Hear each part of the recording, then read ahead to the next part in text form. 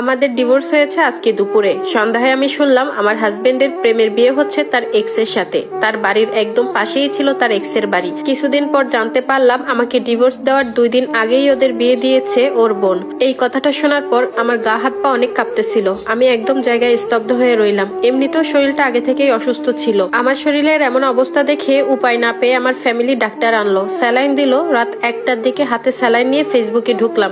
দেখলাম আমার ব্লাউজ, আমার বেনারসি পরে বউ সেজেছে তার এক্স। আমার এক্স হাজবেন্ডের মন আজ অনেক খুশি, কারণ বউটা যেমন সুন্দরী, তারপর আজকে তাদের বিয়ে। একটার পর একটা ছবি নতুন নতুন আপলোড দিয়েই যাচ্ছে তার ফেসবুকে। এমনিতেই হাতে স্যালাইন দেওয়া ছিল, তারপর এই সমস্ত দৃশ্য দেখে আমার দুনিয়া একদম অন্ধকার হয়ে আসতেছিল। এরপরে 2 দিন 2 রাত আমি এক ফোঁটাও ঘুমাতে পারিনি, আর বাচ্চাটাকেও সামলাতে পারতেছিলাম না। 3 দিন পর আমার ফুপুরা এসে আমার কোল থেকে আমার বাবুকে নিয়ে গেল, কারণ এই অবস্থায় আমি একদমই আমার বাবুর টেক কেয়ার করতে পারতেছিলাম না। সারাদিন অনেক ডিপ্রেশনে থাকতাম। আমি আমাদের গ্রামেই ছিলাম। দুপুরে আমার হাজবেন্ড ওর নতুন বউকে নিয়ে মামার বাড়িতে ঘুরতে এসেছে।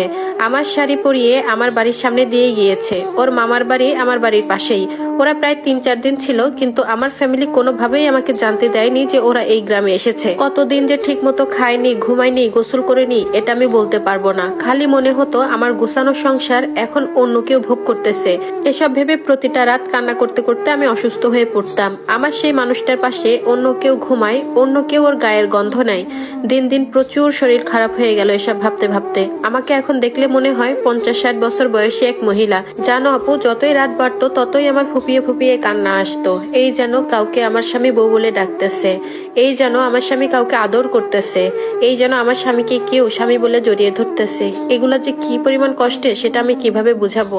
চেহারার কি যে বাজে অবস্থা হয়েছে আমার, নিজেকেই এখন আয়নায় দেখতে মন চায় না, অনেক ভয় লাগে। দিন দিন অনেক চিকন হয়ে গেছি, চেহারা রুক্ষ খুস্কো হয়ে গেছে আমার। শেষ কবে ভালো মতো ঘুমাইছি আমার মনে পড়ে না। প্রত্যেকটা মানুষ আমাকে বোঝাতে লাগলো ছেলের জন্য হলেও আমাকে বাঁচতে হবে। আমিও ধীরে ধীরে ছেলেকে নিয়ে দিন কাটাতে লাগলাম। প্রতিবেশী, আত্মীয় স্বজন, বন্ধু বান্ধব, ফ্যামিলির সবাই প্রচুর মানসিক সাপোর্ট দিয়েছে আমাকে। তখন নতুন করে বাঁচার অনুপ্রেরণা দিয়েছে সবাই আমাকে। এবার হচ্ছে আসল টুইস্ট। হুট করে একদিন বিকেলে পাশের বাসার ভাবি এসে আমাকে বলল আমার হাজবেন্ডের বর্তমান বউ নাকি ডিভোর্স দিয়েছে তাকে।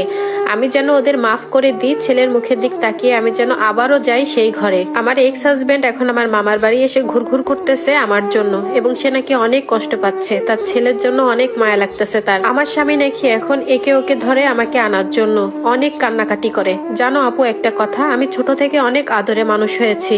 আমাকে গালে তুলে না খাইয়ে দিলে আমি খেতাম না। সেই আমি সংসার করার জন্য মুখ বুজে চাকরানির মতো জীবন পার করেছি। অজস্র গালি শুনেছি, কত আঘাত সহ্য করেছি, আর কোনোভাবেই আমি ওই সংসারে যাব না। কত শত অপবাদ দিয়েছে তারা আমাকে শুধুমাত্র ঘর ছাড়ার জন্য। আমার শাশুড়ি ননদ গ্রামে এসে কত অপবাদ দিয়ে গেছে সবার সামনে।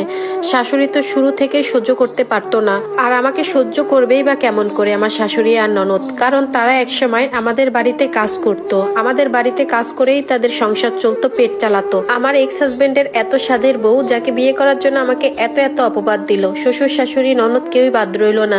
সেই এত স্বাদের বউই নাকি তাদের সকল টাকা পয়সা সোনা দায়না নিয়ে রাতে ভেগেছে। আর এই বিষয়টা শোনার পর আমার যে এত এত খুশি লেগেছে আমি কিভাবে বলবো। দীর্ঘ 5 মাস পর আমার এক্স হাজবেন্ড এসেছে আমার ছেলেকে দেখার জন্য। আমি দেখতে দেইনি। এতদিন যে ছেলেকে ছেড়ে থাকতে পেরেছে সে সারা জীবন থাকতে পারবে। আলহামদুলিল্লাহ, এখন আমি আর আমার ছেলে অনেক ভালো আছি আমার বাচ্চাকে নিয়ে। আমার ছেলেকে ওর মামা মামি নানা নানি সবাই চোখের মনি করে রেখেছে। এখন আমার একটাই স্বপ্ন, আমার সোনাটাকে আমি মানুষের মতো মানুষ করব।